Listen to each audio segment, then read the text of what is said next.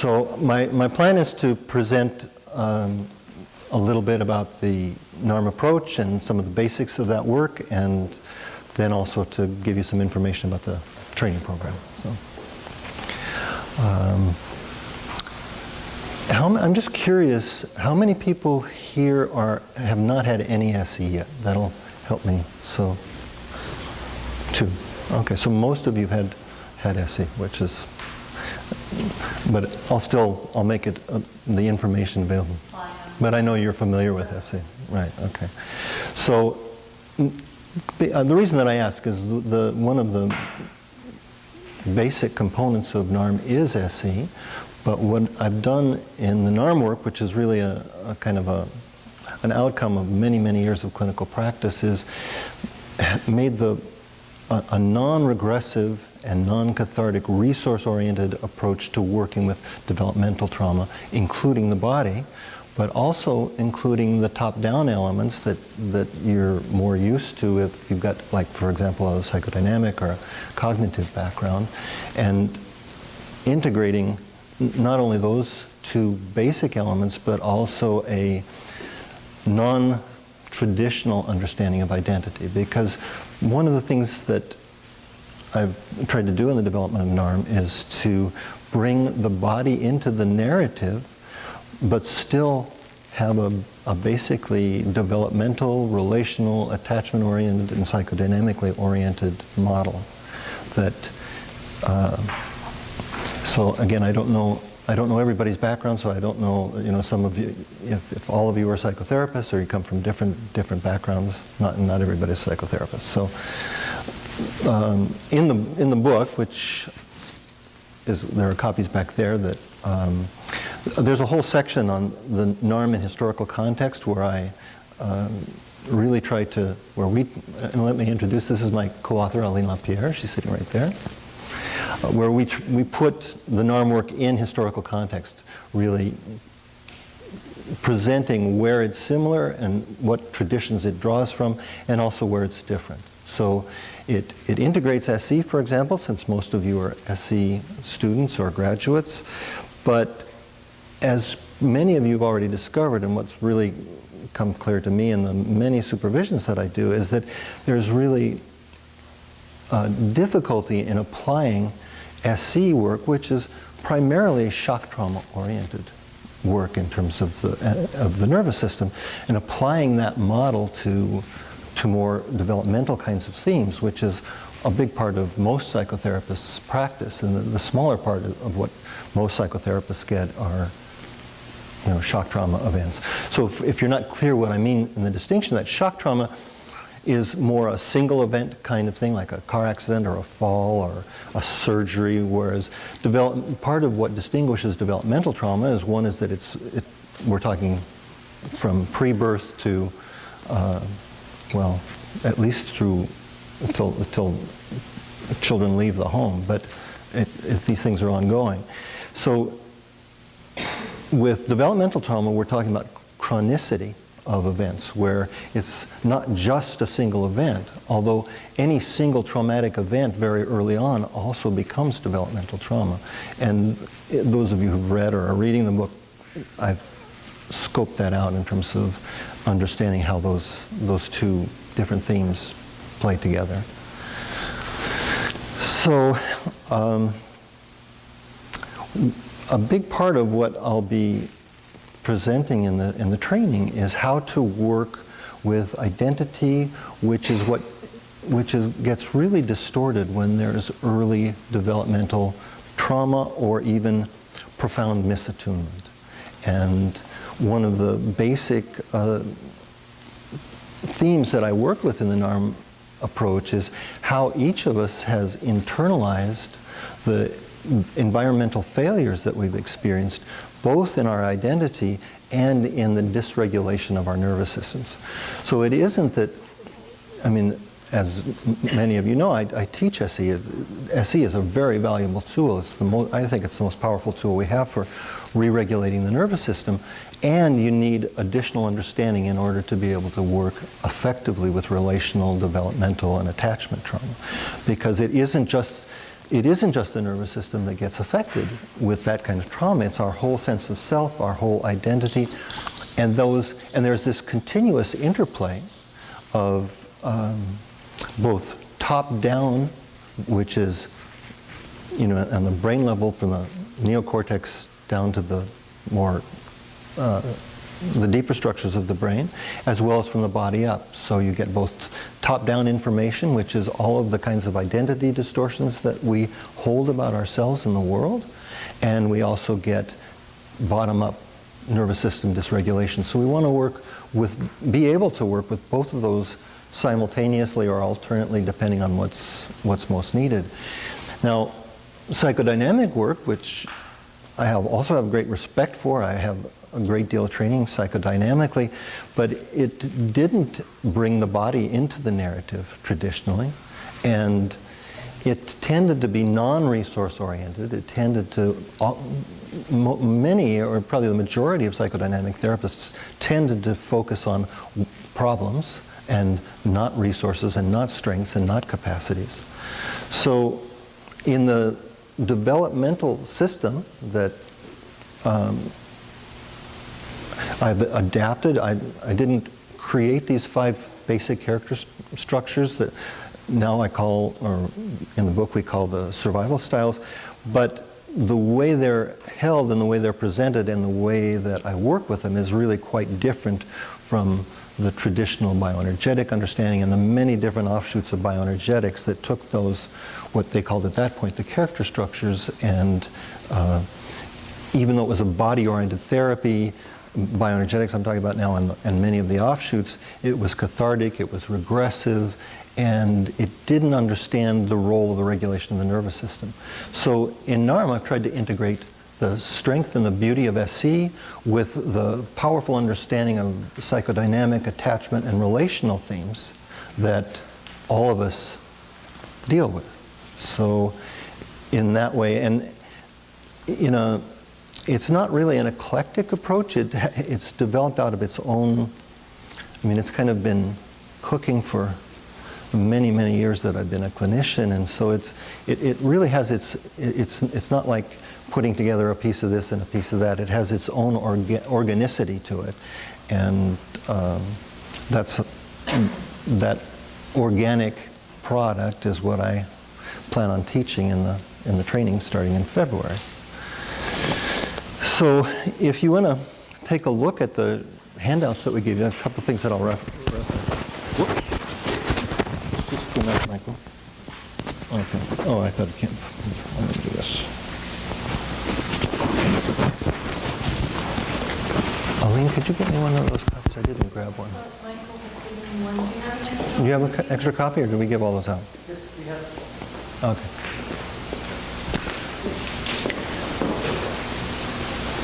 So this is some excerpts of a PowerPoint that I do, but I knew it would be too difficult to set up a PowerPoint here.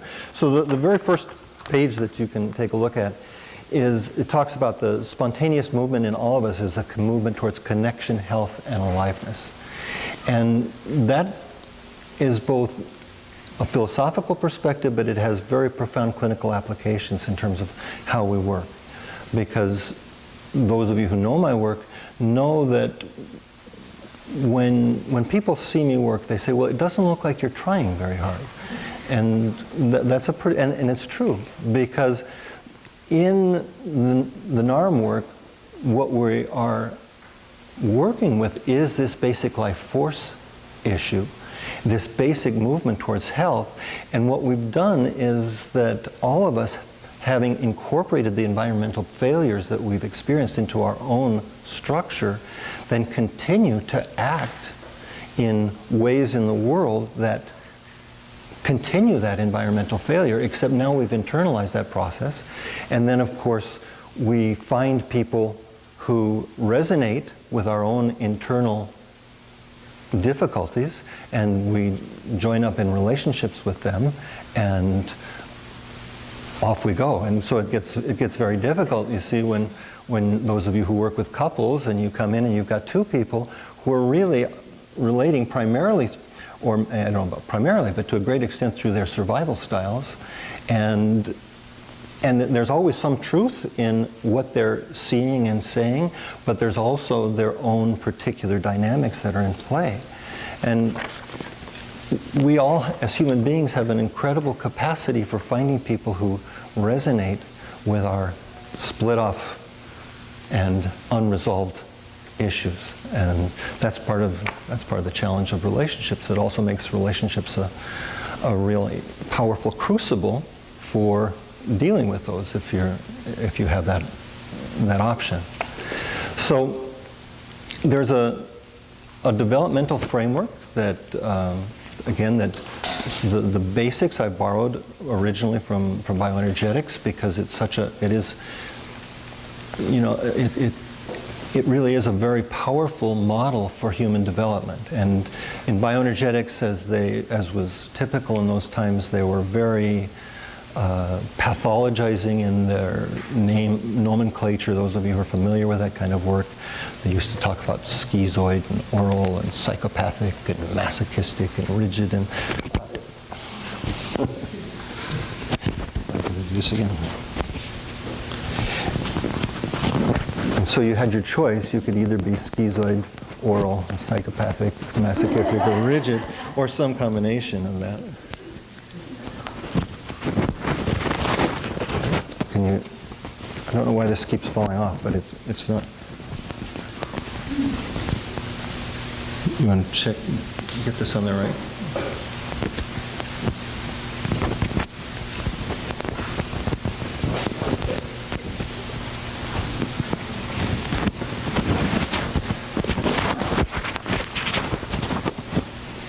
So, in the NARM work, the 5 basic structures, which I also call organizing principles, are the connection structure, which is the very first and earliest developmental structure, the attunement structure, the trust structure, the autonomy structure, and the love sexuality structure.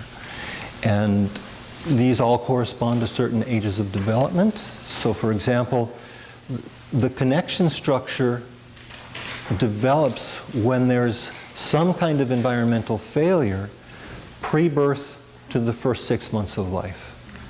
And there are each one of these survival styles is named for the missing or compromised capacity, the capacity that fails to fully develop, in other words.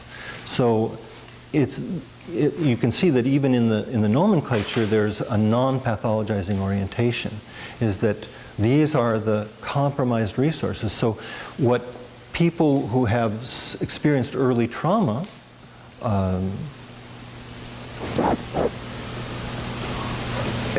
deal with or struggle with is this issue of connection, both wanting connection and being afraid of connection.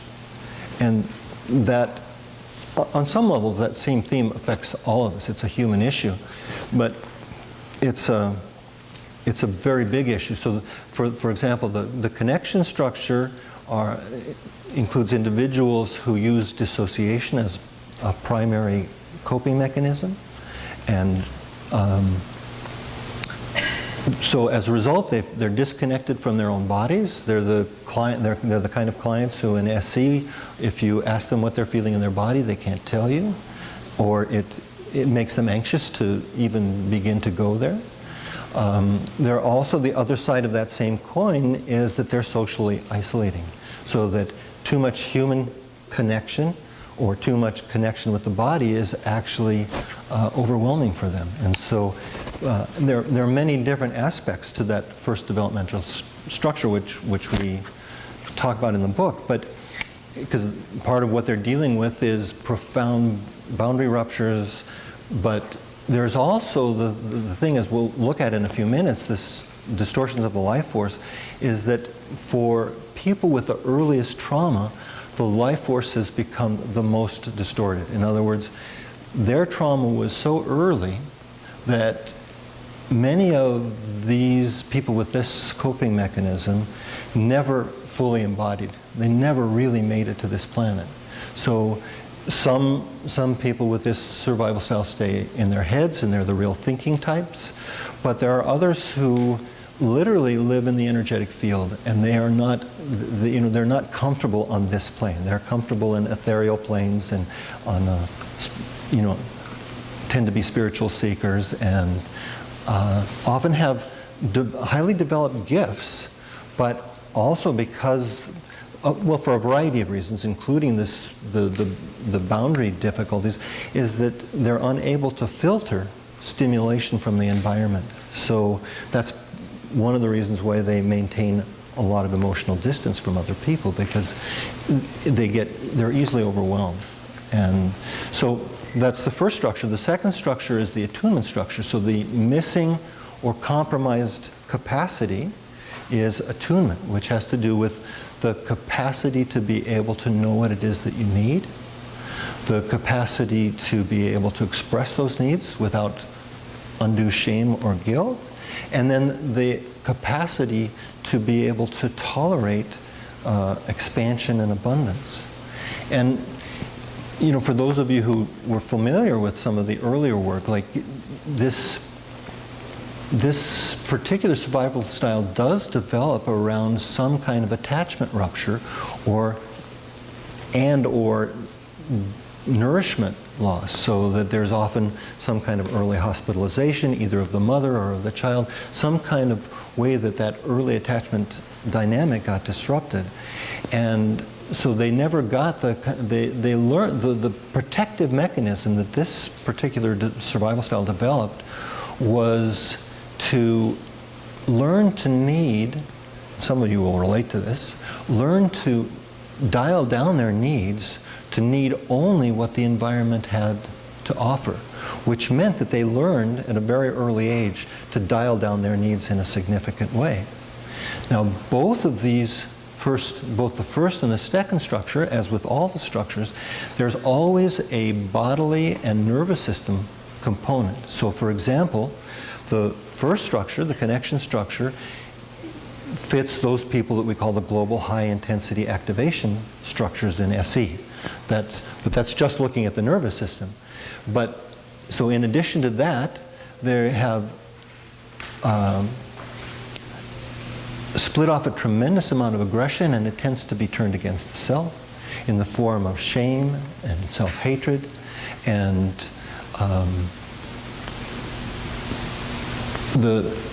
so as a result, you get all of these identities distortions, because the thing is that with early and developmental trauma, like with this first structure, you get people who are then highly symptomatic, often from a very early age.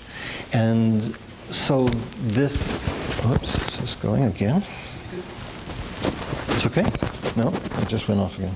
I don't know where. Am I knocking? Yeah, maybe it's not clipped too tight.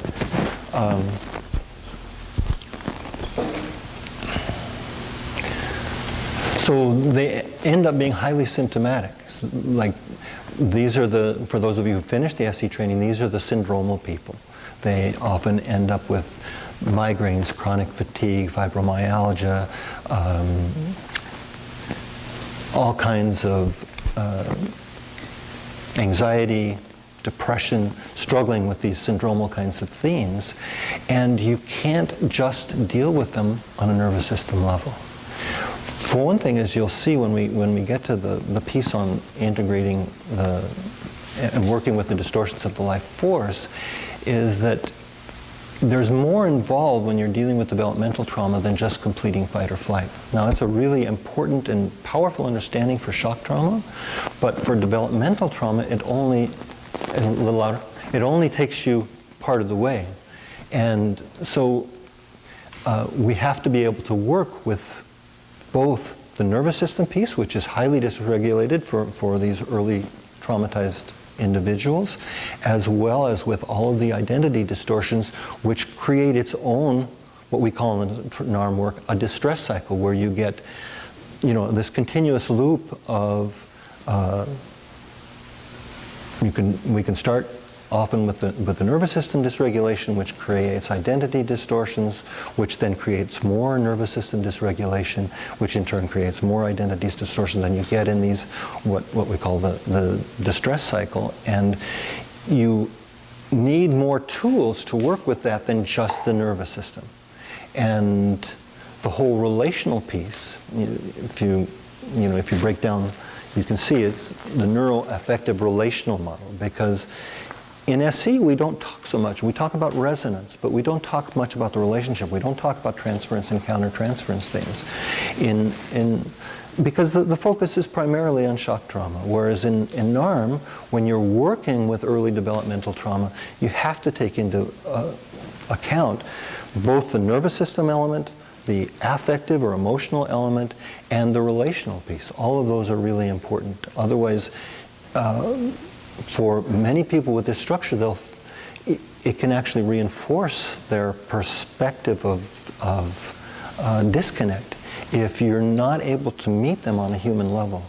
And so part of really the whole second half of the book is focusing on this very first structure, because it's foundational, obviously. Again, before I go on to it, it's important to say that all of us have elements of all of these structures. It's just that some people really specialize in certain areas. So, and because none of us escapes, nobody that I've ever met and has ever fully escaped, for example, that earliest connection difficulties of some kind, which can be, again, it can be traumatic themes that are passed down generationally. There can be traumatic themes that we now know that in utero, that what we once thought was a protected state is no longer seen that way. We now know, we've got proof and really significant studies that demonstrate that trauma and depression and anxiety that is chronic in the mother before birth does affect the fetus. And so we start imprinting on these issues, and when it's significant, you get a traumatized newborn who then one thing builds on another, so that a fetus that's traumatized then tends to have more difficult births, and then the attachment process is in turn more challenging when they're already frozen. They go into a freeze response and a dissociative response very early on, so it makes the attachment process even that much more difficult for the mother and child. And this is the way, and often you see then there have been years and years of other kinds of traumas that this person with the earliest trauma has experienced, because when you experience developmental trauma at such an early age, you go into a freeze response, which means that you don't have access to fight, flight, or to natural and healthy aggression, which makes you a target for other children. Your orienting capacity has already been disrupted, so that you either tend to be hyper or hypovigilant, and so that you're more vulnerable that way. Your boundaries have been compromised, so that you're more vulnerable in all kinds of ways.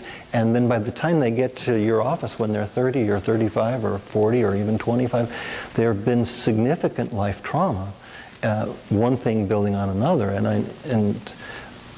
The kind of clients that my students like to bring in supervision, because that's the ones that the therapists struggle with the most. And often the most difficult clients that you all deal with are people who have at least some strong elements of this first structure.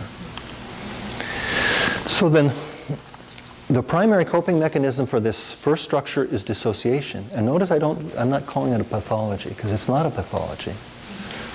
It's not a pathology. It's a way, anything that helped a person survive is not a pathology. Now, obviously, when people continue to use coping mechanisms that they developed for survival long after they need it, then those same coping mechanisms become problematical, because what once was life-saving now creates enactments, or so that you continue to reenact in one way or another, sometimes in obvious ways, sometimes in covert ways, the early traumatic dynamics that you experienced as a child. So the second structure that I was talking about was the attunement structure. The primary coping mechanism for this survival style is depression. Now again, I know some of you would be surprised to think of depression as a survival mechanism, but it is, because going back to what I was saying a few minutes ago, is that when there is some kind of environmental failure, part of what we need to do is literally to depress our needs, to depress our emotions. We go into a we contract. We go into a parasympathetically dominant freeze state, and these first two survival styles are both parasympathetically dominant, so that they tend to be in different ways shut down, and in the case of the connection structure, frozen and dissociated. Now, the way that psychodynamic work often approach the second structure, and that includes many of the early somatic psychotherapies like Reichian therapies and bioenergetics and the many different variants on that, was thinking that it was helpful for people to experience and re-experience their abandonment. So in the old days, people would do deep breathing and lie on the floor and reach out and cry for mother, and then they would get angry and they would beat and kick and hit, and they truly believed that this was helpful, but in most cases it actually tended to be re-traumatizing. So that in NARM there's a very different orientation, which is that each one of these organizing principles, which is each one of these survival styles, has certain elements that they need to be able to come to completion and to be able to resolve the basic dilemma that they found themselves in, since they're as a result of the early trauma. So in NARM, for example, with this second structure, the developmental theme is actually learning to tolerate more charge and more expansion, more aliveness, more connection, more relationality. And that, you see, as strange as it sounds, is a big, particularly for these first two structures, is very challenging. Because the second structure is identified with longing for fulfillment, but energetically and psychologically not being able to allow fulfillment. So that when the person who's longing for connection, let's say in the second structure, gets connection, it often starts to feel overwhelming, and then they'll find some way to diminish it or demean it, or to find real problems but blow them out of proportion, so that they don't have to deal with the challenge of learning to tolerate more connection, relationality, expansion, aliveness, and so on. So you see, it's really shifting the traditional psychodynamic and somatic psychotherapy model around. And it sounds like it might be an easy thing to do, learning how to tolerate abundance, but it's not. And I think probably most of us recognize that in one way or another in our lives that we relate to this theme. Again, I don't know anybody who doesn't have some elements of this. And so that fullness, abundance, expansion all become problematical. And there's but again, I guess this thing is just not tight enough.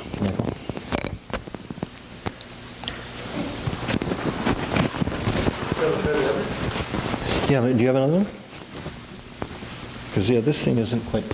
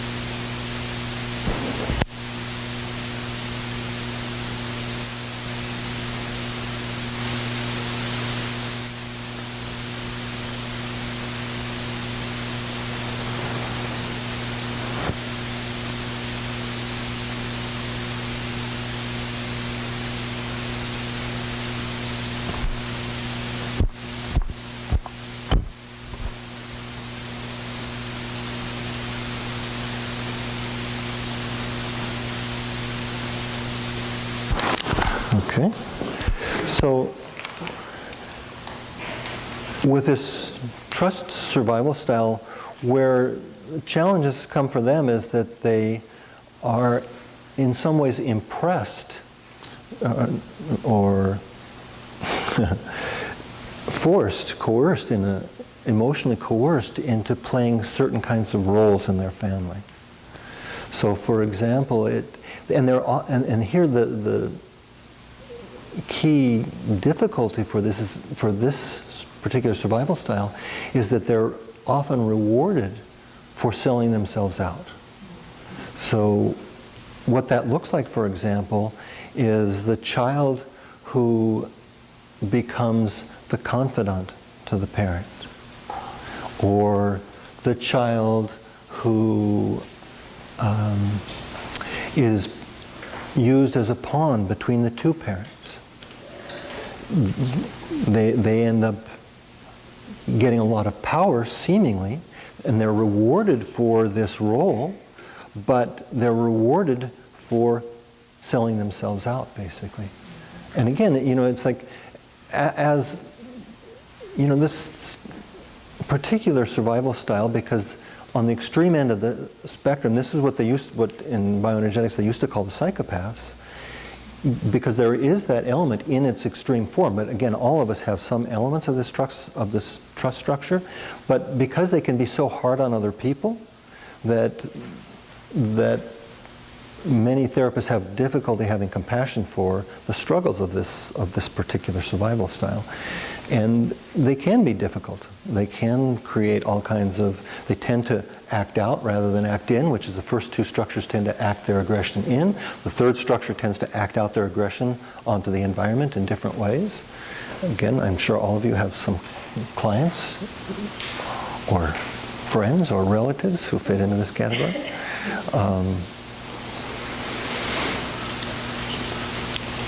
And the key thing to understand for this particular survival style is that the profound fear that they experience is trusting somebody else or depending on someone else. Because for them, that's associated with the helplessness and the powerlessness that they experience as a child, and their whole life is based around trying not to feel that powerlessness and helplessness that they experienced when they were being used and rewarded for being used in some kind of way in their early family. The fourth structure is the autonomy structure. This is again, the missing or compromised resource for this fourth structure is, just as it sounds, is the issue of autonomy. The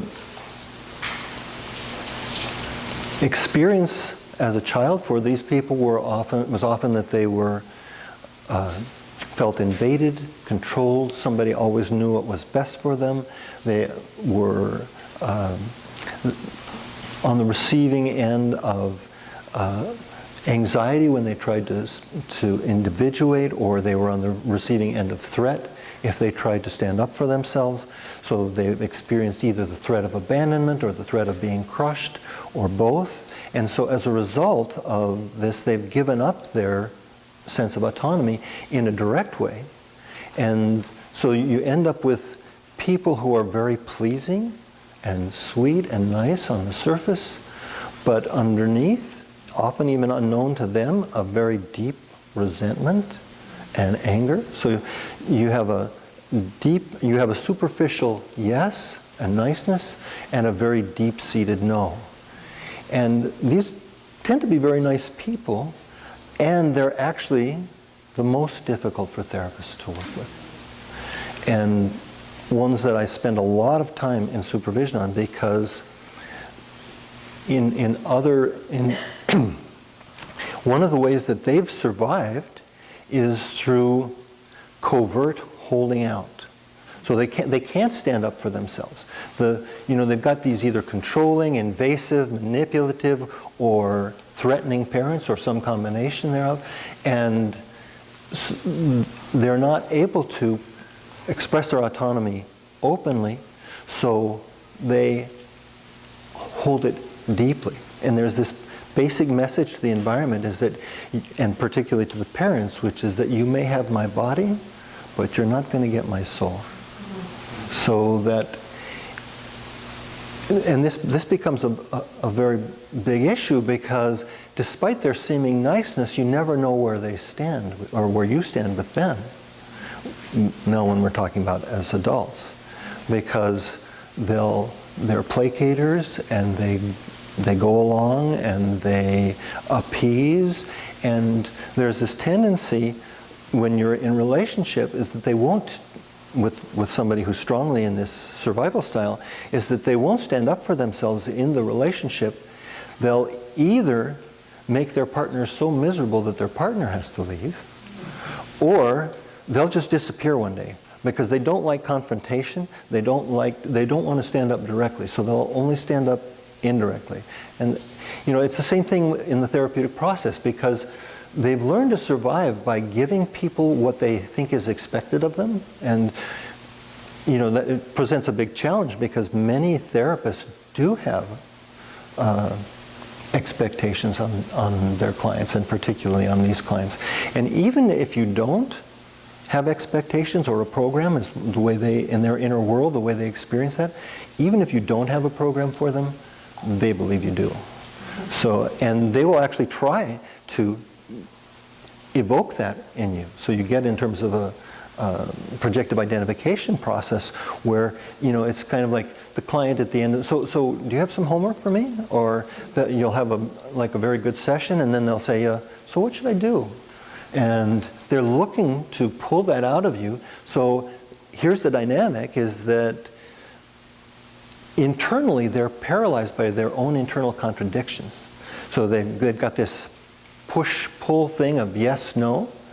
And as a result, I use an example, to kind of an everyday example to help you understand how this dynamic plays out, is if you have probably most people have experienced this, that you have a friend and they're debating between A and B. Well, on the one hand, I should maybe do A and blah, blah, blah.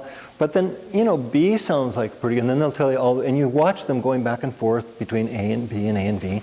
And then if you come in on the side of, when you say, well, B has some things to recommend it, and as soon as you do that, then they'll go to A. And then if you agree with them about A, then they'll go to B. So, but the thing is, it's tricky for therapists, is that it's not always that obvious that this dynamic is going on, and you've got therapists, and a lot of therapists have both a lot of the second and the fourth structure. I didn't explain. The second structure tends to become caretakers. They don't attune to their own needs. They tend to attune to everybody else's. That was part of their survival style. So you get a lot of therapists with elements of this fourth structure, and they want to, and the fourth and second, so they want to be helpful, and and that need to be helpful is exactly the wrong thing for this particular client. Now, that need to be helpful can truly be helpful with first and second structure clients who will use that for themselves. But this fourth structure, when you try to help them, they'll always sabotage it. So the most helpful thing that you can learn to do as a therapist when you're working with these autonomy structures is not to be helpful. It's not to be not caring. Don't confuse it. It's not to be not caring. But it's when you get into this strategy of trying to be helpful to this client, you end up being very frustrated. And one of the countertransference kinds of reactions that you may experience is, as a therapist, is that you end up feeling like not just feeling like it, you end up working harder than the client. When you find that you're working harder than your client, then there's a good chance that you're dealing with this dynamic. Or when you find yourself in the position of trying to convince your client of something, it's one thing to share some information with a client and then they use it. There's no problem with that. But when you find yourself starting to get in that kind of head knocking with your client, it's usually because you are stuck in this dynamic of you have become the authority, and in this process for the autonomy structure, winning is losing and losing is winning. Because on the surface they'll come in and they'll try very hard, which is part of their survival mechanism, to be the good client. But in their mind, being the good client is to intuit, or if they've read your book or know the approach that you use, or they already know what's expected of them, you see. Oh, okay, well this person is this kind of therapist, well then I need to, if they're an SE therapist, then I need to feel my need to feel my body, and I need to work with my nervous system. If you're in the old days when people did cathartic therapies, they came in and they beat pillows, they're harder than anybody, because they're really trying and efforting, and that's exactly what derails them, because they're so externally oriented. They're always looking for what's right, because from outside themselves, because they haven't developed their own personal authority or autonomy.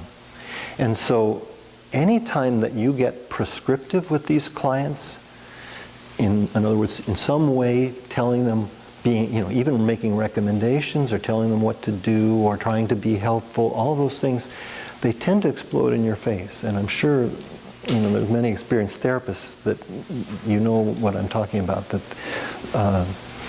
things seem to be going well, but then they discontinue therapy, or you just start feeling stuck in a swamp with them, and you're working really hard and they're working really hard, but you're not going anywhere.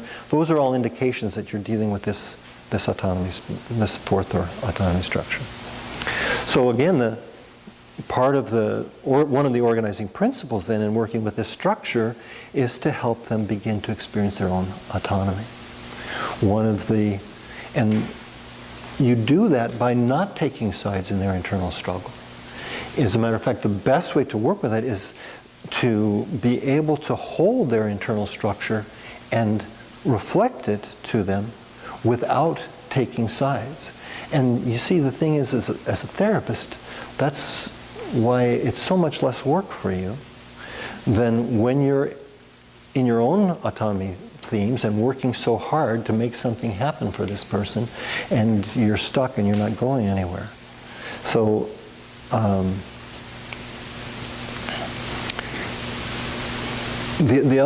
another key element in working with the autonomy theme is, again, back to this basic theme of aggression, which is that for them, aggression is overcoupled with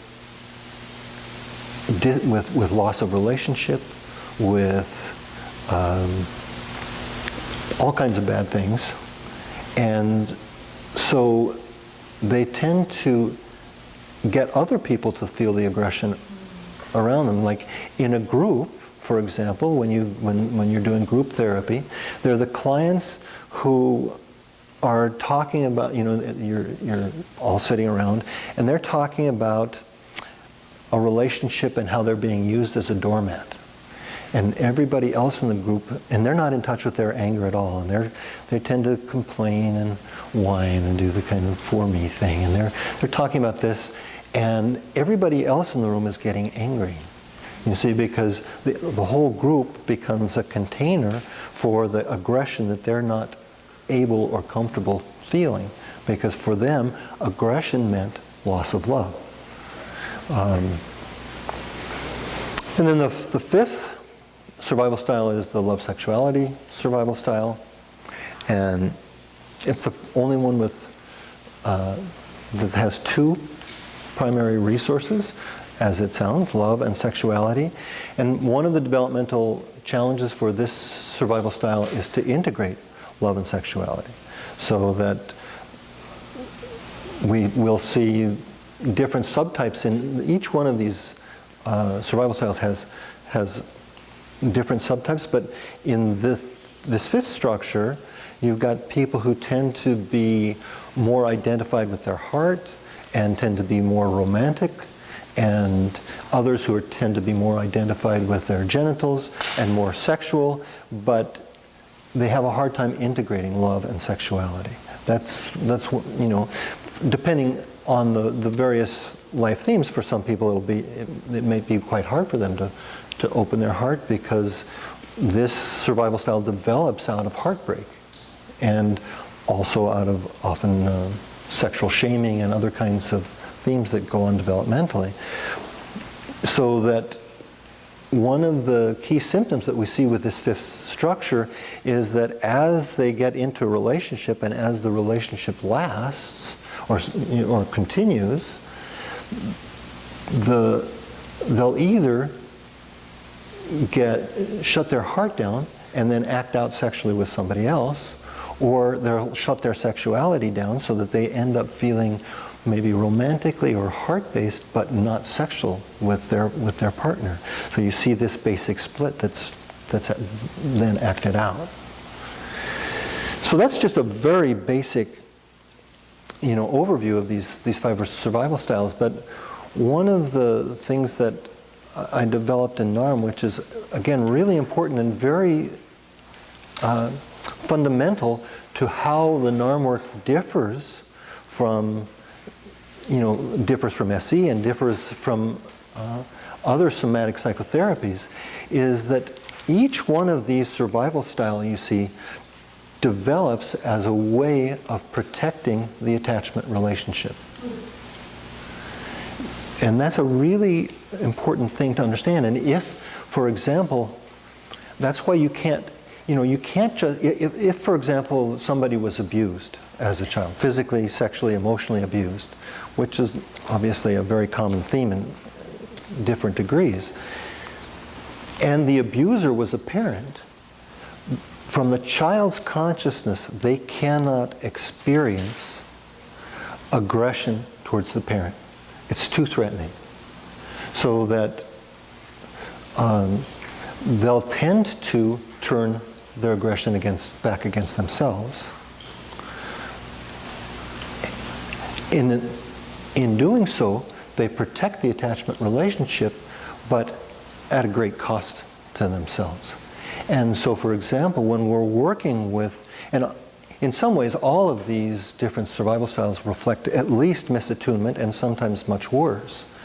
And to deal with the aggression towards the parent is impossible from a child's perspective. Those of you who've worked with abused children, you know how much they, even though there's being obviously abused, how much they protect the parents. They cannot acknowledge that this parent who they need and that they also love is the same person who's abusing them. So they tend to split. And let's take a look here now at the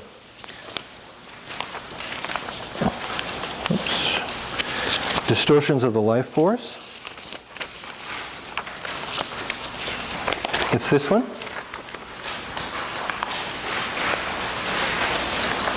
And you'll see that I've got two different, all of this information is also in the book. These charts come directly out of the book. But you'll see that there's two different branches here.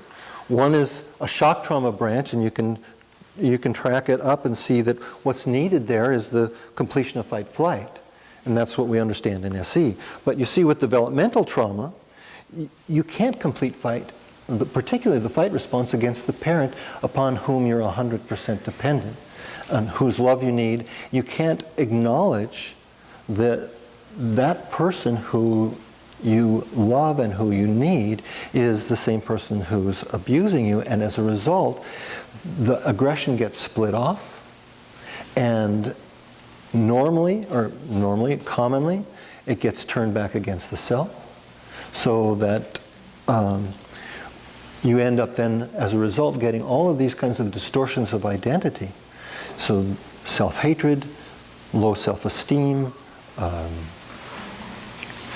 shame, guilt, general sense of badness. And you can't resource those states away. They're not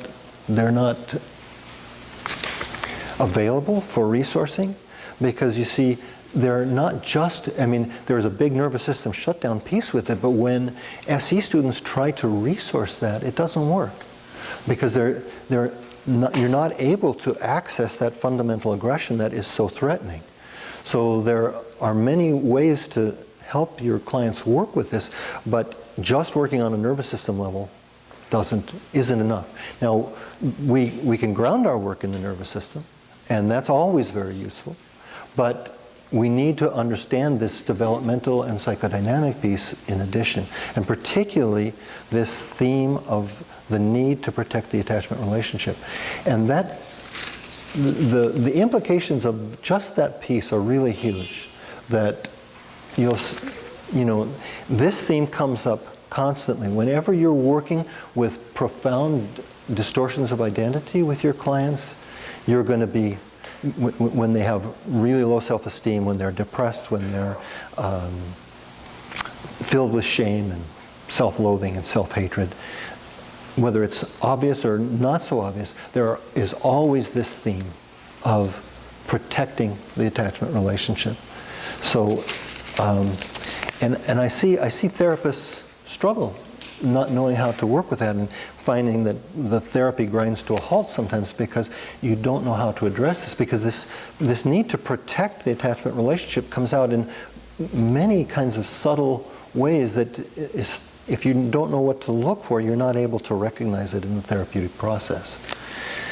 So like, for example, one exercise that or one question that I'll often ask people who are either filled with self-loathing or very anxious, a very common kind of NARM question is, what is your relationship with anger? And if you ask that question, what is your relationship with anger? And the common response from many of these, particularly the earlier survival styles, they'll go, anger? What anger? I get angry at myself, but they're not, it's very threatening to feel anger towards anybody, because that anger, any kind of expression of anger, is then overcoupled with attachment loss. Now you see, this can also get overcoupled even with a fight response. So for example, if somebody was even attacked by a dog, and those of you who've done most of you have done the SE training, you know that one of the things that comes up in the category of inescapable attack is this very primitive animalistic kind of rage. That primitive animalistic rage is really helpful in completing, that's part of completing a fight response. That's very helpful in working with somebody who's had some kind of inescapable attack. I'm just using a dog now because it's more neutral than another person. But if you see you have tremendous prohibitions against feeling any kind of anger because it's associated, feeling anger is associated with attachment loss, then that overcouples to the fight response, so that fight isn't available. And where, though working with a flight response, for example, and that kind of trauma is important to a point and useful, it tends that particular category of trauma doesn't get resolved until people are able to feel the fight response. It's also true with abuse. You may need to work with flight response, but when people have been on the receiving end of emotional, physical, or sexual abuse, they need to feel their anger and aggression, the fight response in various forms. Without that, they'll always stay fearful, they'll always feel like a victim, and since most of you have done the SE, you know how empowering it is when you've experienced the fight response. Everybody, when they complete the fight response, they feel bigger, they feel stronger, they feel less afraid. And this is particularly true now when we go up this, now this developmental branch, when you're dealing with early misattunement, early abuse, or neglect, and the anger and aggression that accompanies those categories of experience. If I were to say what is, one of the core elements to understand in working with emotional and developmental trauma, it has to do with this piece of integrating aggression and the distortions of aggression. Because you'll see there's a progression here. Go ahead and read it. We'll read it now from the bottom up. You see that if you look at it sideways, it says, before the first line it says that's the healthy differentiation of the life force. So that we have this core energy or life force is the same energy that fuels the separation individuation process, that it's the energy that infants and children use to express their needs.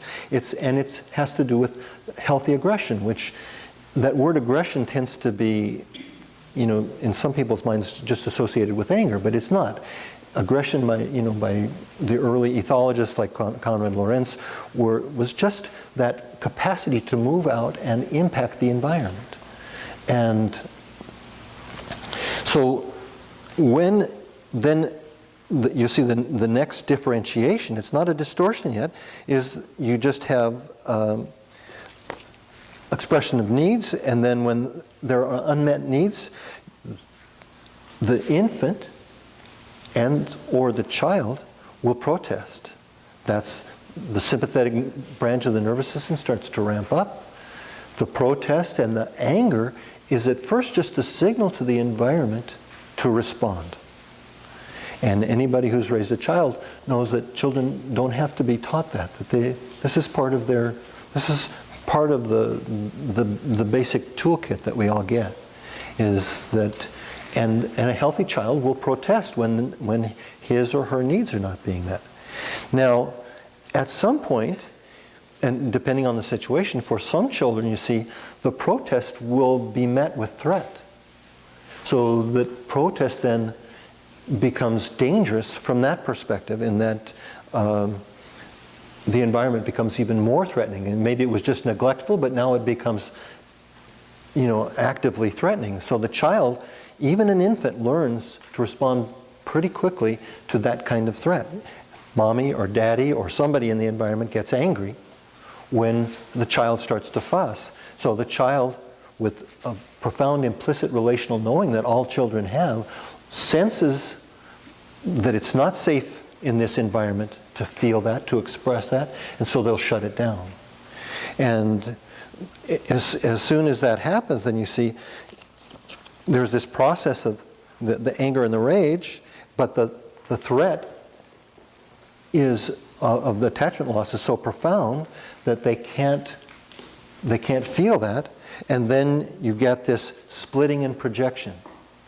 Now, here's another reason why when you're working with developmental trauma, one of the most common symptoms that people experience is anxiety. The missing piece for so many therapists is that, again, I see SE therapists trying to resource this kind of fear and anxiety away, or to just work on a nervous system level to help stabilize. Now, that can be useful to a certain point, because when you help the nervous system regulate, you give people a stronger platform, not to avoid their feelings, because that won't work, but to be able to manage their feelings and to integrate their feelings. So it's a really significant difference when you're working with emotional and developmental trauma, is that we use the body in this category, in this area, this kind of trauma, to help people have more capacity to deal with the intrapsychic conflicts that they've experienced, which are part of this developmental theme. And that's a big paradigm shift, you see. And I see many, it's an interesting thing, as somebody who does a lot of supervisions here, SE supervisions in town, I see many experienced psychodynamic therapists who they go through the SE training program, then they go back and they start working with developmental trauma, and they forget everything that they learned about psychodynamic work, and they try and they just get into starting to try and resource the anxiety away. Oh, we've got to find some other resource, and keep trying to find a resource. Well, you can't resource a person's anger away. The anger needs to be worked with. On a psychological level, it needs to be owned. And on a bodily and energetic level, it needs to be experienced without acting it out. When that happens, there's a huge shift, both in the person's internal state, their nervous system regulation, for example, as well as in their perception of themselves. And there's a whole piece of affective work that I present in the NARM training, where in SC, and rightly so, we focus on biological completion. That's a key element in working with shock trauma. But in terms of working with developmental trauma, you also need to integrate and include affective or emotional completion. And that then, of course, the emotions are also part of the body and part of the nervous system. So, but you can't ignore that piece. And it's like one of my pet peeves, and I communicate this to people who do supervision with me, is this word activation that has taken over the community, at least the SE community. Now, it makes perfect sense to talk about activation when you're talking about shock trauma, because then you're just talking about a nervous system, and you can then talk about activation. But when you're talking about emotional trauma, for example, activation, that word, covers up more than it reveals. It's because activation just means arousal, obviously, and you can be activated from fear, you can be activated from anxiety, from anger, you can be activated from sadness. It's a broad term. It just means you get some kind of uptick in the nervous system, but it doesn't give you that emotional discrimination that you need to have in terms of working with developmental trauma to help people come to completion. So part of the protocol that I teach in NARM is very specific ways to bring about emotional completion. I see again many psychodynamic therapists who have this idea that, okay, if we feel our feelings, well, that's it. That's what we need to do, is we just need to feel our feelings. And then there's this perspective like, okay, we have our feelings and then we have our resistances, and we've got to work through the resistances to feel our feelings, and then when we feel our feelings, somehow then we'll be whole. And obviously there's a little bit of truth in that. It's like being able to be in connection with our emotions is a significant piece. But when there's been emotional trauma, we need more precision than that. We need to be able to help the person explore what is it that for you that hasn't been and needs to be completed. And that'll be different for each person. So we learn to be able to evoke what it is that will support that kind of emotional and in turn autonomic regulation. Because of course with emotional regulation comes autonomic regulation. And in NARM it's good to be able to work both top down and bottom up. It's like sometimes we do need to resource people. We can't go into the emotional turmoil if the person's nervous system is on high alert. So the body work that we do and the interventions to just help regulate the nervous system are very useful, but they're not a complete, they're only one step of the way. So, and we'll see that as we look at the 5 survival styles, that the earliest survival style, and one of the reasons that we spent so much time on it in the book, is because so often this very first survival style is activation, I'm using that word now, in search of an explanation. But it's also not just activation, it's also a tremendous amount of rage that is with that. Because when the environment impinges upon you as an infant, that, there is this rage and fight response that is part of our, again, part of the basic equipment. And you see, for many people with this particular survival style, the first one, there has been so much both autonomic dysregulation and identity distortion that it's sometimes hard to know where to start. And each person is unique in that way. So for some people, you see, if they've had significant relational trauma, we can't start with the nervous system. We need to provide some kind of safe place, and these are often the kind of clients who can't feel their body anyway, so they don't respond, they don't respond to the classic SE protocol. Okay, so tell me what are you feeling in your body? Because they don't know. And as a matter of fact, it's frightening for them to even be asked that question, because it takes them into too much disorganization and chaos, and they're not ready to go there.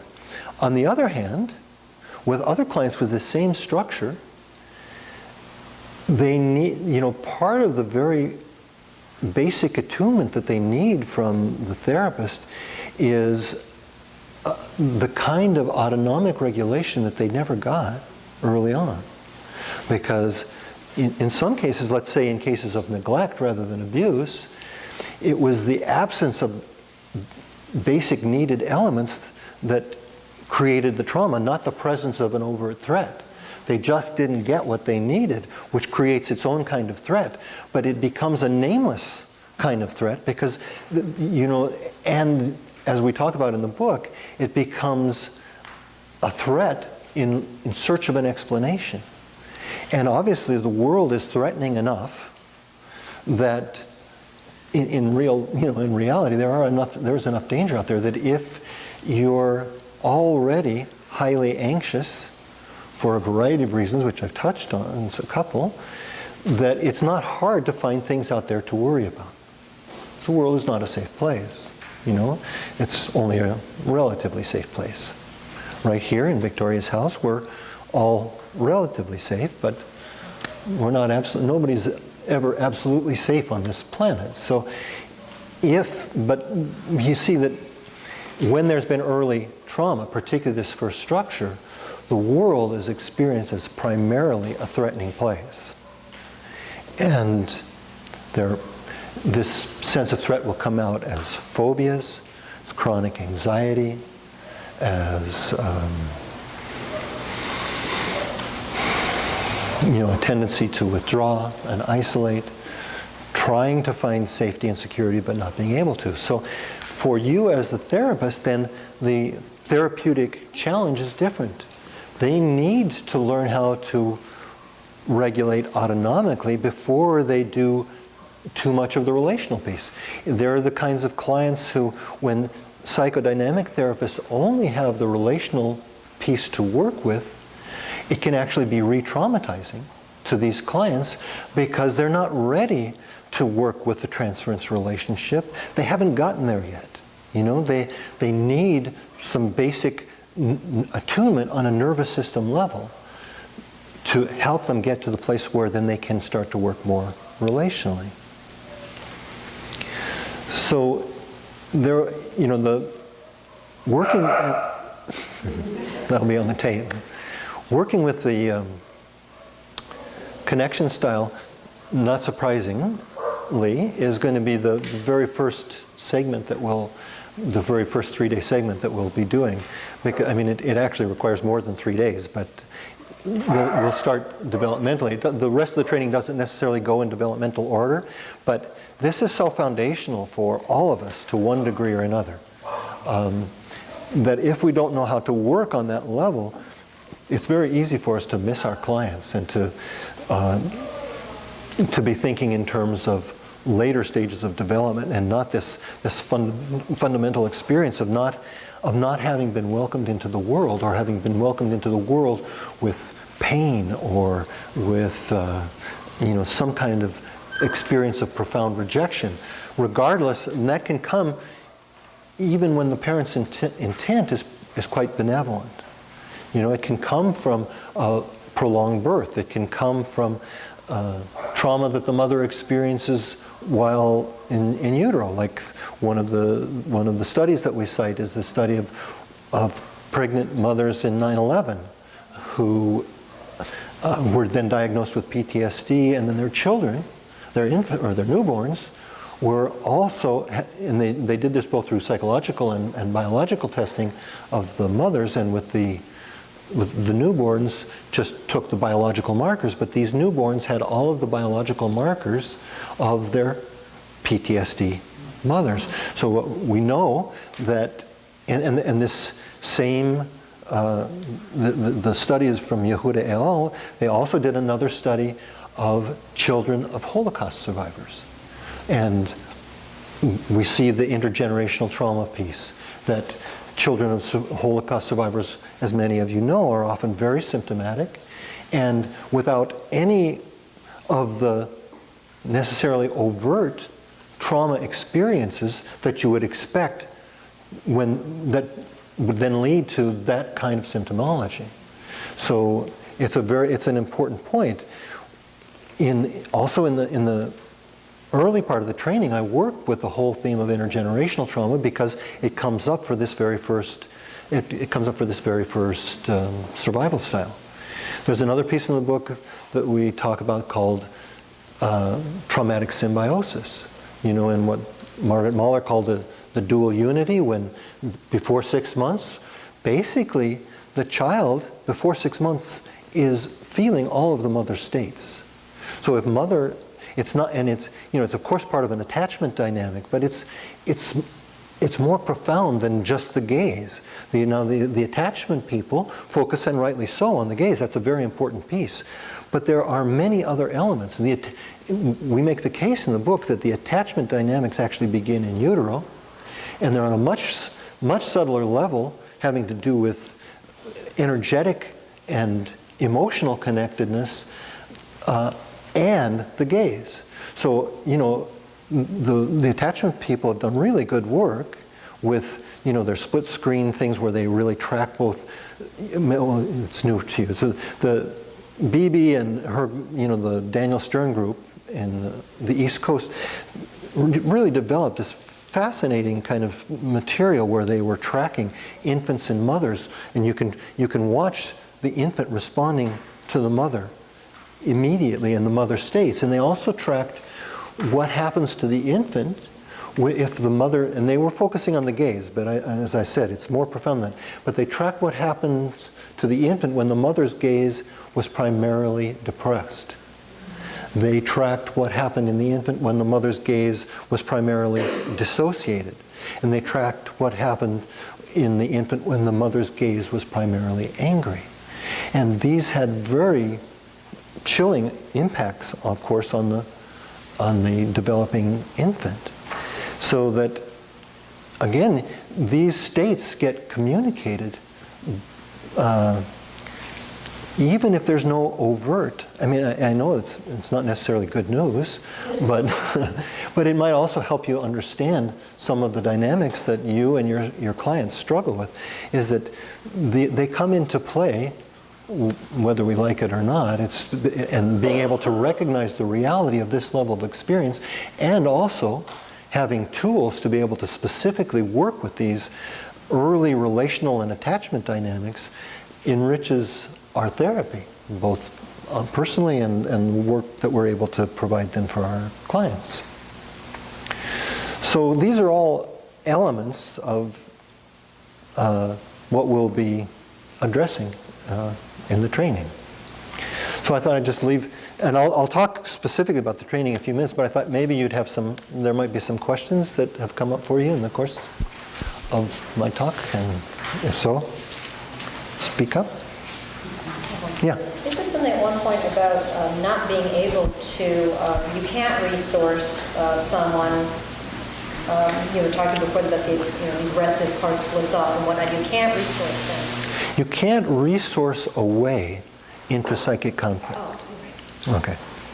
So that doesn't mean you can't resource somebody who has intrapsychic conflict. But when you're resourcing somebody with intrapsychic conflict, which is always the result, at least of emotional and developmental trauma, you're resourcing them to give them more tools to be able to deal with the intrapsychic conflict. And that's a key distinction. Whereas I see SE therapists getting frustrated because they can't resource that away. They can't make their clients feel better because they're not addressing what it is that's really driving the dysregulation. You can't just address the dysregulation then. Does that make sense? Okay.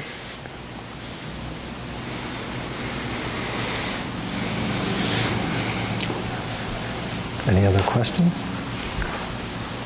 Yeah. How do you, is it developmental trauma get with the anger piece? When I've had clients that are unable to go to anger, not because they can't access it, but because they fear that they wouldn't be handled or something. Well, many people with emotional and relational trauma will have many fears about their own anger, and at first they may not even know that they have anger. You know, it's often what they'll be afraid of at first is other people's anger. That's the way they'll experience it. So that other people's anger feels threatening to them because they don't know how angry they are themselves. Now, one of the next fears that tends to surface for these people is as they start to feel their own anger is the fear that they're going to get destructive. You know, and as people start to tap into it, you know, it's like they're not, because remember they had to learn to shut it down pretty strongly, as sometimes at a very, very early age, sometimes later. But so it's kind of like been in the closet there, and it's wanting to come out, but then it's got this big Halloween mask on. It makes it look really scary until they learn that it can be integrated and that it doesn't have to be acted out. Because it's really important to understand that you'll see that there's both acting in and acting out, that neither one of those strategies works to integrate anger. Both of, when people act in their aggression against themselves or act it out against the environment in some way, both of those strategies keep them stuck. The only thing that really works is to be able to, as I said earlier, to be able to own it psychologically, and to be able to integrate it on a nervous system and bodily level. And then, you know, one of the fears that comes up is just what you said, is that the fear that it won't be managed, but that's you know, the question is by whom? Who won't be able to manage it? Maybe are they afraid that you as the therapist won't be able to manage it, or even anybody. Yeah, well, there it is. If they feel anger, then they lose the attachment relationship. The whole world will be gone. So but you'll see, once you start to track this fear of attachment loss, you start to see how often it comes up, but it's there implicitly. They can't tell you. Well, they'll only tell you indirectly. They're not saying, I'm afraid I'll lose my mommy or my daddy. They're saying, nobody can handle it. The world can't handle it. But mom and dad gets, of course, projected onto the world. Make sense? Okay. Mm-hmm. You mentioned that in the developmental work, a big piece of it is figuring out what it is that client in particular needs to be completed. For emotional completion, right. Okay. I'm trying to figure out what that might look like. Okay, that's a good question. So for example, it's not enough just to feel the anger. That's a start. But you want to feel what is the implicit intention in the anger. And that's not a place that a lot of therapists go to, from at least what I observe in doing supervisions with many, many people, is that they don't know how to ask that question. What is the implicit intention in your anger? And at first it's often hard for people to even articulate it. They've never asked that question to themselves. They've been afraid of it. So it's like, what is it that anger is wanting to do? And sometimes the first step might be, I just want to be heard and have people not go away. So you see, that might be the very first step then, is in the therapeutic dynamic, that they can be angry at you as a therapist and you don't go away. And for many early traumatized people, that's a huge renegotiation for them. When they find that they can actually share their anger in the therapeutic relationship and the therapist doesn't hate them, doesn't go away, doesn't condemn them, because that's exactly what happened to them as a child, you see. So the repair starts to happen in the relational process between you and the client. But then there are always layers and layers here. Then you know, that's a good first step, but there's more implicit intention in there, and some of it may be that they just, part of part of the early wounding that all of us has experienced, which is psychodynamically is called narcissistic wounding, is just to be seen, to be validated, to be acknowledged, to be, and so we always look for that, when that's been part of our wounding, which is pretty much universal, so I'd say it's pretty much part of all of our wounding. But there might be also then elements of actual abuse, and then there's another kind of completion, and on it goes. So each person, as you work, will kind of reveal what's most needed for them. And that's part of the, if you look here now, at the, I think it's the very last page, let me check. If you look at the primary NARM principles and the tools and techniques. So you see that the very first one is supporting connection and organization, tracking connection, disconnection, and tracking organization and disorganization. Now these are, so this is again part of a certain kind of an attunement that all of us need in one way or another.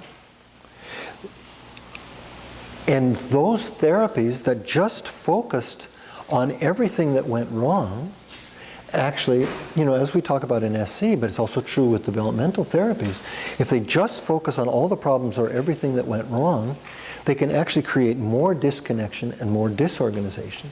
And so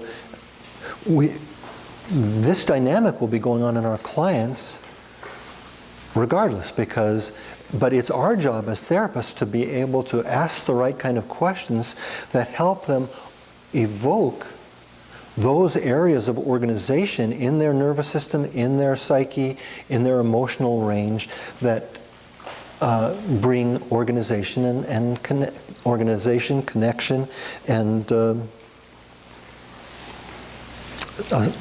sense of stability. And so you see with the earliest trauma, the connection structure, you get a tremendous amount of fragmentation. And so if you just focus on their symptoms, which are many, and don't track and don't support the organization piece, you can actually re-traumatize them. That's consistent with the SE understanding. But it's a little bit more complicated often when we're dealing with complex early trauma in a person's history. So then you'll see that in NARM, just like in SE, positive resources, we use positive resources to help bring stability, again, not an organization, not to avoid intrapsychic conflict, but to better be able to deal with it. Now, another core principle is somatic mindfulness. The point some of the points that we make in the book is that there's this functional unity between being in the present moment, being in the body, and being at least on the road to being free from toxic identifications. So that they're all different reflections of parallel dynamics that we as human beings have to deal with ourselves and with our clients. So what that means is that any toxic, I use that term advisedly, any toxic identification that we have has a nervous system component and a whole bodily component, and keeps us out of the present moment. Part of the important work that we'll be doing in the training program is really working with this identity and identifications piece, so that, but from a bodily based place, because and there's this this distress cycle, and there's also the healing cycle, is that the more present we get, or let's look at it the other way, the more we work through these toxic identifications that we carry from childhood, the more our nervous system gets regulated. The more our nervous system gets regulated, the more in our body we are. The more in our body we are, the more we are living in the present moment. Part of the thing with survival styles is that because of the distortion, we take on the distortions of the early environment, and then we continue these distortions in our own, personal identity and all of our identifications. And this then becomes part of this distress cycle of a loop of information going top down and bottom up, that one reinforcing the other. Sometimes we need to intervene on a nervous system level, sometimes we need to intervene on an identification level, a level of identity. But it's really important when we're working with developmental trauma to have both of those tools. Now also you'll see that, I think I've got this, let me check, there's another chart in here. So look at first page 3. First I've got all of the core capacities for each one of the survival styles. These are the capacities that fail to develop when there's been some kind of environmental failure. So you see that for the first structure, it's capacity to be in touch with our body and our emotions, the capacity to be in connection with others. For the attunement, it goes on down. So I kind of went through that earlier, but you can read that over on your own. But then, now we start to see some of the core difficulties. On the next page, page 4, the difficulty is that we feel, with the connection survival style, we feel disconnected from the emotional and physical self, and difficulty relating to others. The attunement survival style has difficulty knowing what they need and feeling that their needs do not deserve to be met. The trust is the feeling they can't depend on anyone but themselves, the feeling they have to always be in control. The autonomy survival style is always feeling burdened and pressure, difficulty saying no directly and setting limits. And the love sexuality survival style is difficulty integrating heart and sexuality. The next page you'll see is this, just the flow of information top down and bottom up. And then after that you see the distress cycle. So you see that you get caregiver misattunement, abuse, and neglect. The child feels distress.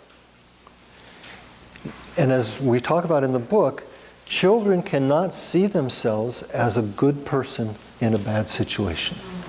They can't separate from their environment in that way. In original psychodynamic understanding, that was called primary narcissism, but that sounds pathologizing to many people, so I don't use that term, but for those of you who are psychodynamically trained, that's what primary narcissism was about, is that the child is the center of his or her own universe, but they don't feel that, they can't, if they feel pain, it's if they're in distress, they feel at fault for that. And this childhood perspective then persists, so that you see many people who have experienced some kind of shock trauma revert to that childhood kind of sense of feeling shame for being assaulted, feeling shame for feeling raped, for being raped, feeling shame for being symptomatic. And so this is a really core theme that we have to work with. So then you see that then there's disconnection from core needs, the loss of capacity to self-regulate. Then you get these shame, and each one of the survival style develops both shame-based deep identifications and pride-based counter-identifications. So, for example, the first structure feels shame at existing, and they feel and they feel always on the outside looking in. As one client described to me, always everybody else was in the circle of love but him. Always feeling like everybody has what they don't have, and they blame themselves for not having it. And then there's a whole set of pride-based identifications that each survival style develops as a way to compensate for because it's not very pleasant to stay in the shame-based identifications. So one of the things that you get with this very first structure is a pride in their rationality. You know, so that they can't feel their emotions, so they turn their shame into a virtue by making rationality and intellectuality their virtue, not being able sometimes even to acknowledge to themselves that they can't. It's like they're not able to feel their emotions, because emotions open up the door to too much pain for them. So, yeah. Well, eventually I wanted to get onto the structure of the course. Okay. So we'll get there. I don't know when the right time to... No, go ahead. Oh, was this about the course or about the... About the course. Okay. Let me just finish this thing on counter-identification, because I realized there was this one piece that I left out, and then we'll have plenty of time for the course. So the second structure feels deep shame about needing, and then they feel pride in being the need provider. So the implicit message is, I don't have needs, everybody needs me. And then they grow up to become therapists. But you see, and it's a really, it's a really important piece, and it comes up in supervisions a lot. Because when we need our clients to need us, we're involved in an enactment of our own childhood dynamics. When we need to be helpful, when we need, it's like, that doesn't mean we don't care. Don't go to the other extreme. But I think all of you probably have some understanding of what I mean. It's like, and that when we're that identified with being the need provider, and that could be, of course, as therapist or as nurse or just as the confidant for all your friends, it takes different forms. It isn't always become a profession, but many people in the helping professions have strong elements of this particular survival style. So it's really important to be able to work through it. So, yeah. Just out of curiosity, so with say in utero group, those survival strategies perhaps are deeply physiological. Mm-hmm. So in your research, so I'm curious in kind of soliciting some type of emotional response or belief, perhaps developmentally those wouldn't have actually been there. Or no, what happens though, one of the things that we say in the book is that this early trauma is experienced primarily physiologically. But then a phrase from the book is that this disturbed and dysregulated physiology becomes the shaky foundation that the psychological self is built on. So the thing is that in the absence of knowing what it is that's disturbing and dysregulating, they'll start creating stories. And that's what we call, distress in search of an explanation. Also what we talk about as the identified issue is that people with this early survival style often, and some of the others as well, but particularly this one, develop identified issues. And the belief is, if only this is resolved, then my life would be just fine. And it may be an actual physical problem, or it takes different forms. Sometimes it can be completely imaginary, and sometimes it's really profoundly physical. But there's for some people, it's if only I had a different nose, if only my thighs were different, if only my, whatever it is. It's like, but finding something to make the theme of their life. and to explain the dysregulation, but which in this case is, in the first structure, is primarily physiological, but then has a strong psychological overlay. So these are my words. So then you would be using the psychological, the psychology as an access route to working with the physiology? Because the physiology, it depends. That's what each client will teach us what they need the most, and that's one of the things that I'll teach in the training program, is how to learn to listen to the stories that your client is telling you, not just with their words, their narrative, but with their whole body. So there's a whole piece of the work of, like, you know, where you'll be working on your own implicit relational knowing that we all have. Some of us are more in touch with it than others, but that becomes a very powerful tool when it's made more conscious and more explicit in terms of understanding the stories that our clients tell us. What Theodore Reich called listening with the third ear.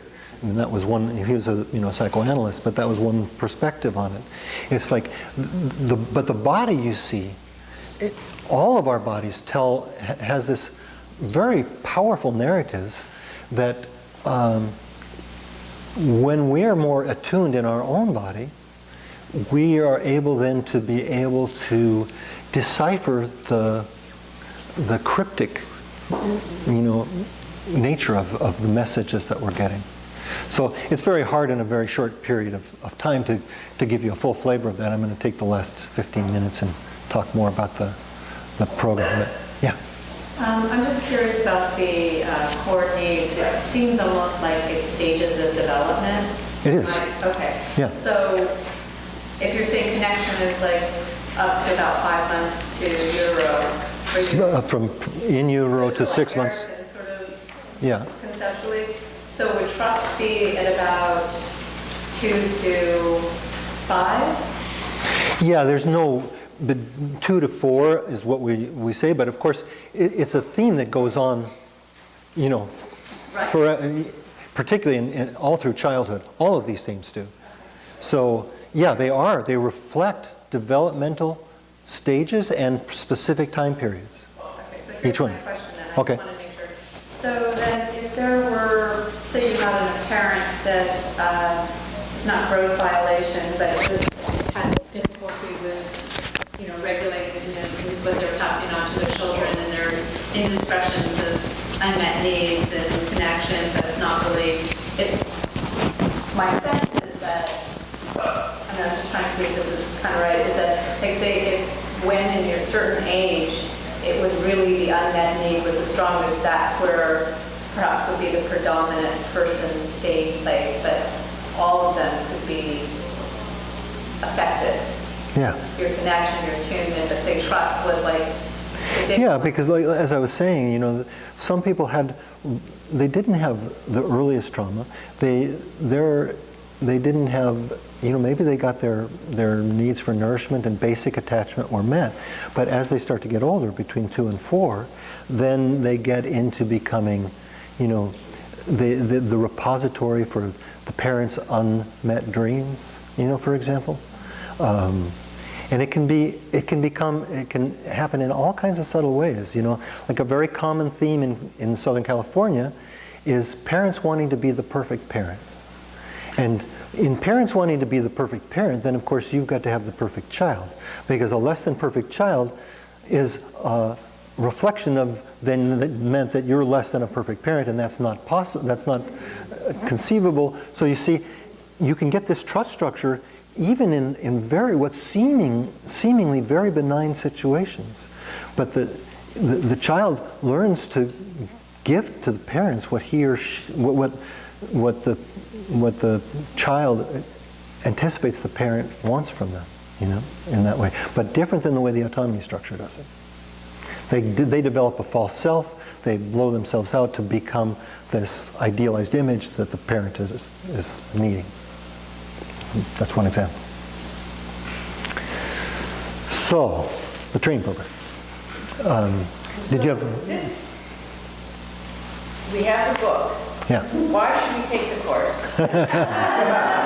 Thank you for asking that. I know that sounds very blunt, but I've read part of the book, and so I'm assuming there's certain experiential things that you can't get in a book. But can you tell us more about what being there would offer, that just the knowledge that we might get from the book? I'm glad to have the opportunity to do that.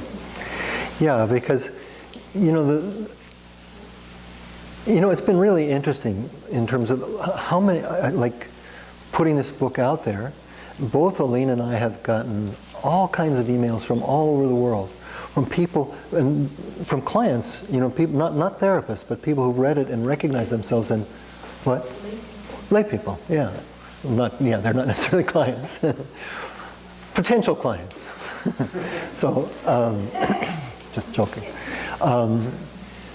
So there is that element. We designed it to be accessible both to therapists and to lay people.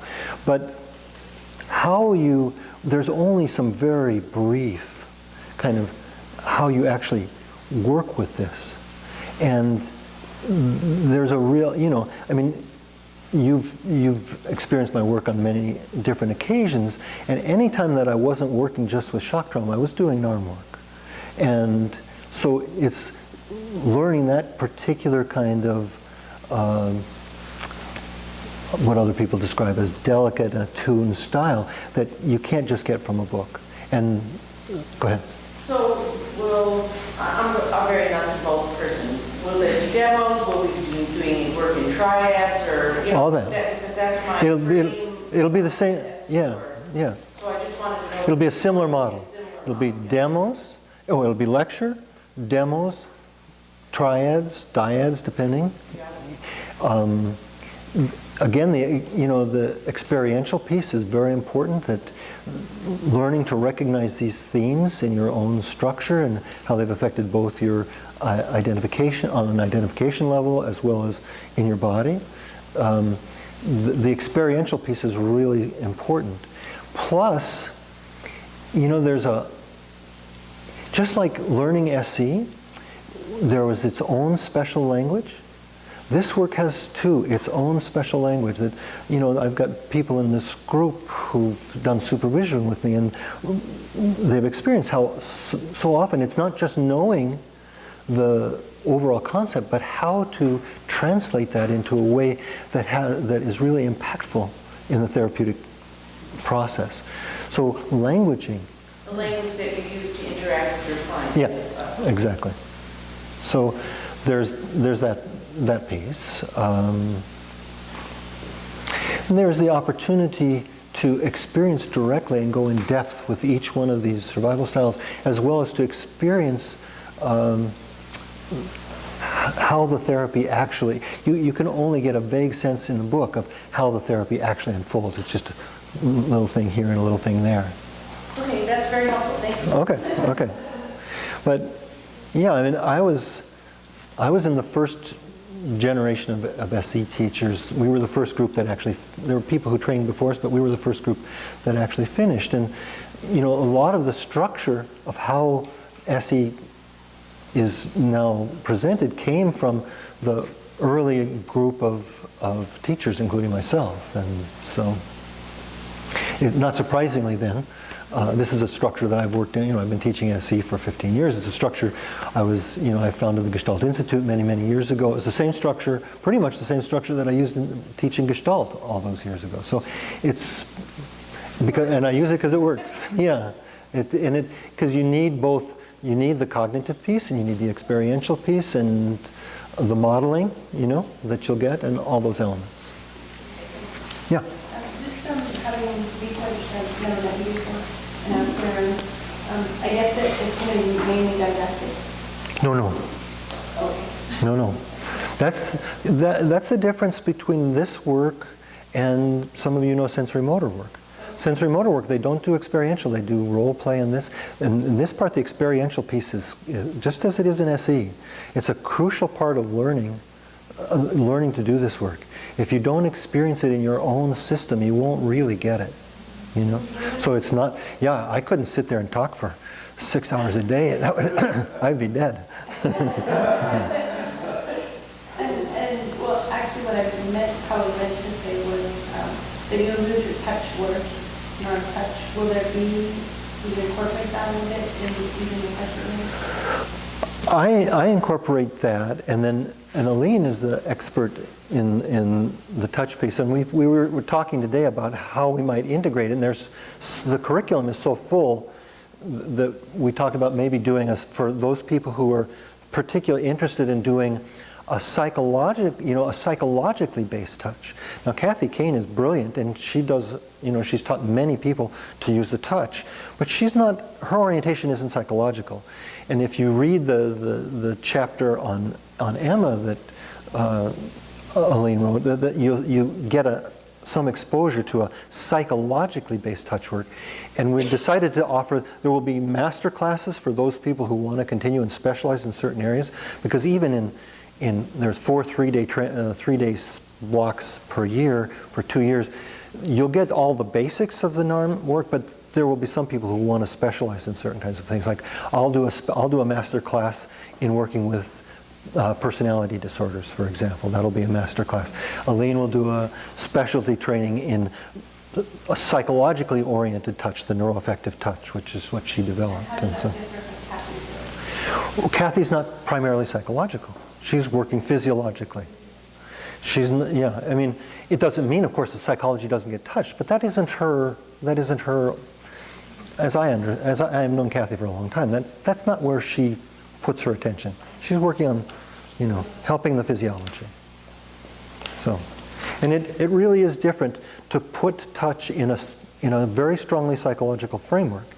So that's Aline's specialty. Kind of the difference that I noticed is that I see when I get people that have possibly more developmental trauma, the touch really helps to regulate the symptoms that come up from the developmental disability. It certainly can. Some people, the thing is that the most traumatized clients, which are these connections, are also have most difficulty being touched. For some people who are profoundly in the connection survival style, for example, physical touch is experienced as painful for them. So you have to have some other way to work with people who are afraid of touch or who find it unbearable or too threatening. And so you have to start with where the person is, and one size doesn't fit all. So the people with the connection survival style are often exquisitely sensitive to all kinds of stimuli, including touch. Yeah.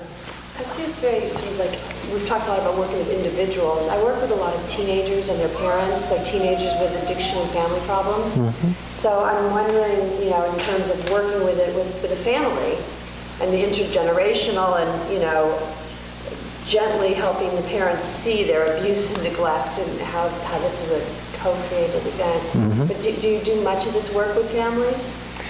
The work is applicable to families, but I'm not going to be focused, and one of my earliest trainings was as a family systems therapist, so I respect and appreciate that work and think it's really important, but it's not going to be a strong orientation in this first 2-year course. So, but much of what you come to understand will be applicable. So, okay. So, yeah. It might already be on your website. Do you have a breakdown of what the curriculum is in the training? We have it bulleted. It's like some of the key points. So you get a sense of what you're going to get. But again, it's an incomplete list. But obviously, you need to have some sense of what you're signing on for. Yeah, that's helpful. Yeah. So, and that is on the website. Okay. Yeah. One of those kind of nuts and bolts things, if we miss one of, say, 2 or 4, will there be videos available to? Yeah, we're going to be videoing the whole thing. So there's already one person who signed up who knows that they're going to have to miss one block, and there will be a video and then some makeup work with one of the assistants or myself. Speaking of which, I know we've got one assistant here, and Marlette, you were going. Oh, you still have to check. Okay.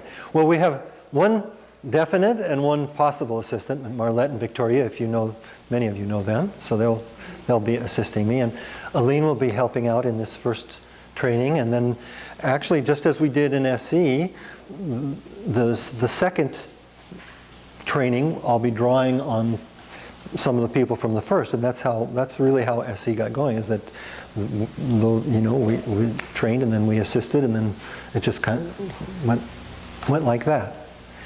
Just again, so you might know, is that I've been doing individual blocks, like 4-day blocks on various kinds of themes for many, many years in the NARM work. But the very first clinical trainings I started last year in Germany, so we've done that for a year. But in this upcoming year, I've got another one starting in Germany, I've got one starting in Switzerland, the Netherlands, and Denmark. So there's been a lot of interest, basically. Yeah, Larry, I'm trying to kind of envision the exercises that we'll be doing in the training. And when I think about it, I kind of get a tightness in my gut because we're talking about developmental trauma, which is some pretty deep stuff. Mm-hmm. So I'm wondering, compared to like the SE exercises, the dyads and triads, from an emotional perspective, participating in that, is it more like... No. Okay. How scary is it? That's the question. No, those of you who've worked with me know that I take this resource-oriented perspective very seriously. And that's part of what I've done in NARM, is translate that into a developmental work, which really hasn't been, to my knowledge at least, hasn't been done so much of before. You know, at least in a real psychodynamic orientation. There are some resource-oriented things like NLP or that kind of thing, but it wasn't designed primarily for working with developmental stuff. So I take that very seriously, and all of the exercises that I design, and I've already designed many, many of them for other, workshops and things, are designed with titration and resourcing in mind, because it doesn't do us good to regress. As a matter of fact, part of what I hold in NARM is just in a slightly different but still parallel way to SE, is this dual awareness of what is now and what was then. So that I never let clients regress. It doesn't do them any good. It's, in my early training we talked about regression in service of the ego. Wasn't true. I mean, for a few people, for very well put together people, it was okay, but for the more early trauma a person had, the more regressive work was re-traumatizing. So, 6 minutes, right? So, so it will not, the NARM work is non-regressive, and that's part of what makes it so gentle. As gentle as SE is in a shock trauma way, I think NARM is in working with the developmental piece. And also, that part of the gentleness is the resource orientation. And really always maintaining, that's part of how I use the somatic mindfulness, is as we stay anchored in the present moment, we're able to visit, difficult times in the past without regressing and reliving, because that doesn't help. And it's always focused on what is it that supports coming to resolution? What is it that supports autonomic and emotional completion? Those are all part of what I'm going to be teaching. We've got about 4 minutes left, and we can give Victoria back her house. She's had another group in it all weekend, so I'm sure she's ready. Actually, I just wanted to say also that Larry's probably going to be doing another intro. So if you have friends who, or peers, colleagues that have not had the opportunity to come to keep you, the Insight Center will have information once they establish that. Yeah, thank you for where will the training? Our first place is the Olympic collection. You know where that is. So I didn't until recently, but I do now. But space is always a challenge in LA. So, any other nuts and bolts questions or anything else in the last? No, I guess we're really at time. So no more about nuts and bolts questions. No matter. Yeah. If you didn't sign in, please sign in the sign-in sheet so that I can send you your CP certificate for the teaching. And thank you very much. Okay. Okay.